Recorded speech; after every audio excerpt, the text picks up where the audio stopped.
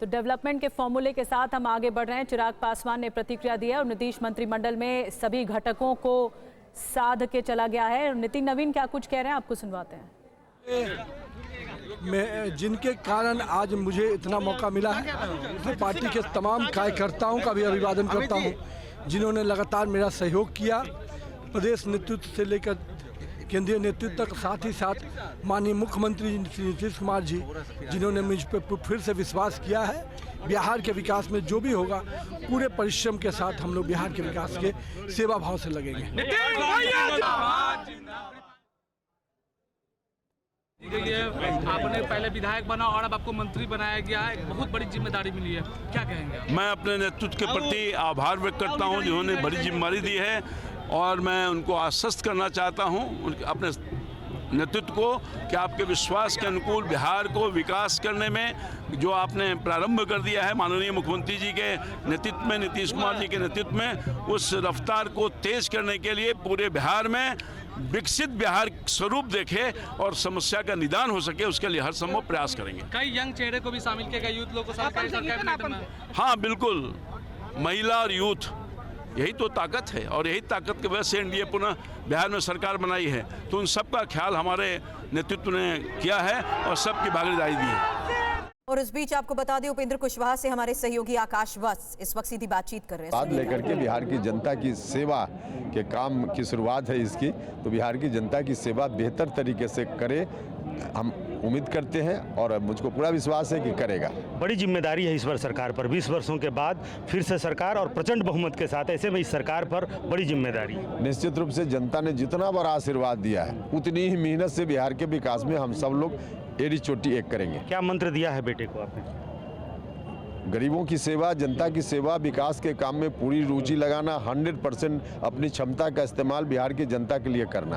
आपको लगता है कि और युवा होना चाहिए उपेंद्र कुशवाहा के बेटे, और युवा चेहरा होना चाहिए मंत्रिमंडल में? बिल्कुल, मंत्रिमंडल में नहीं, राजनीति में युवा को और बढ़ चढ़ के आगे आना चाहिए। परिवारवाद का आरोप भी लगेगा उपेंद्र जी? देखिए, योग्यता देखनी चाहिए किसी की योग्यता देखनी हो, पात्रता देखनी हो, तो उसकी जात नहीं पूछनी चाहिए, उसका परिवार नहीं पूछना चाहिए, योग्यता देखनी चाहिए। जो 4 विधायक हैं उनको, उनमें कुछ असंतोष या कुछ कहेंगे? नहीं, सब लोगों ने मिलकर तय किया है, सब लोगों ने मिलकर तय किया। नहीं है भाई है। कैसे देखते हैं इस मंत्रिमंडल को और कितनी बड़ी जिम्मेदारी अब आप लोगों को? मैं मानता हूं कि बिहार के विकास का जो संकल्प हम लोगों ने लिया है, नए विकसित बिहार बनाने का, उस संकल्प को हम लोग को आगे बढ़ाना है। माननीय मुख्यमंत्री जी के नेतृत्व में हम लोग विश्वास का, विकास का जो संकल्प लिया है, उसको निश्चित रूप से जनता के बीच में उतारना है। पोर्टफोलियो की कोई चाहत? ये कोई विषय नहीं है, ये माननीय मुख्यमंत्री जी का विशेषाधिकार है। Thank you. कैसे नीतीश कुमार को भी, पूरे उनके मंत्रिमंडल को भी, दोनों मुख्यमंत्री गणों को भी जी निश्चित रूप से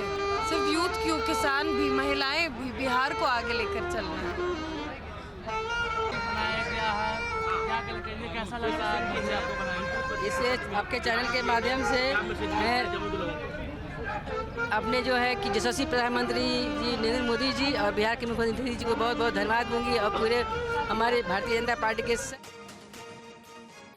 और इस बीच बड़ी खबर नीतीश मंत्रिमंडल से जुड़ी, ये बड़ी जानकारी आपको दे दे। जेडीयू ने 8 मंत्रियों को रिपीट किया है, 8 मंत्रियों को रिपीट किया गया है। जेडीयू ने कौन कौन से मंत्रियों को रिपीट किया है वो नाम भी आपको बता देते हैं। विजय चौधरी, विजेंद्र यादव, श्रवण कुमार, अशोक चौधरी, लेसी सिंह, मदन सहनी, सुनील कुमार और एक मुस्लिम चेहरा जमा खान, जिसे रिपीट किया गया है। बीजेपी कोटे से 5 मंत्री रिपीट, 8 विधायक पहली बार मंत्री बने हैं, 8 विधायक पहली बार मंत्री यहां पर बनाए गए हैं। यानी कि MY फॉर्मूला, जिसका प्रधानमंत्री नरेंद्र मोदी ने जिक्र किया था, यानी कि महिलाएं और युवा, तो नए युवा चेहरों को भी यहां जगह मिली है। कई चेहरों की छुट्टी हुई है, लेकिन नए चेहरे भी इंक्लूड किए गए हैं। नीतीश मंत्रिमंडल की स्थिति साफ हो चुकी है। जेडीयू ने 8 मंत्रियों को रिपीट किया है, उनके नाम हम आपको बता रहे थे। बीजेपी कोटे की बात करें तो 5 मंत्री रिपीट हुए हैं और 8 विधायक पहली बार मंत्री बने हैं।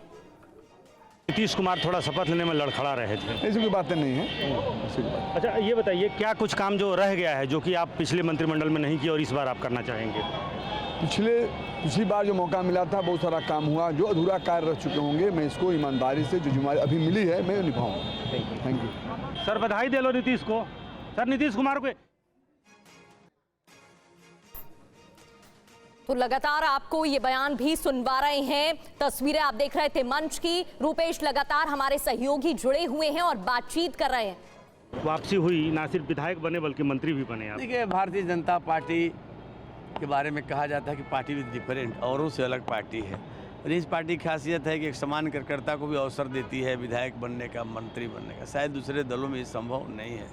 ये पार्टी की खासियत रही है और पार्टी में जिम्मेवारियाँ बदलती रहती है।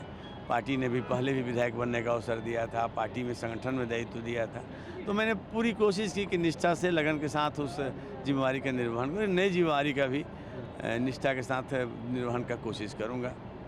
इस बार सरकार पर बड़ी जिम्मेदारी है 20 वर्षों के बाद। बिल्कुल, जनता ने अपार समर्थन, आशीर्वाद दिया है। जितनी बड़ी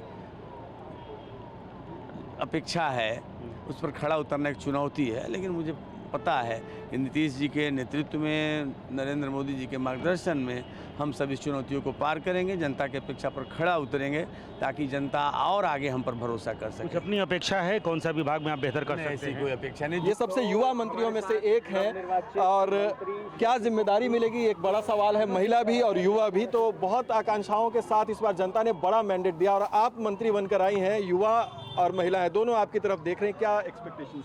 आई थिंक देखिए, एक्सपेक्टेशंस से ज़्यादा जो एक जिम्मेदारी का एहसास है, क्योंकि आज जमुई की जनता ने, जमुई के परिवारजनों ने मुझे चुनकर यहाँ तक भेजा है और साथ ही साथ शीर्ष नेतृत्व ने भरोसा जताया है, मुझे इस पद पर लाके आज शपथ दिलवाया।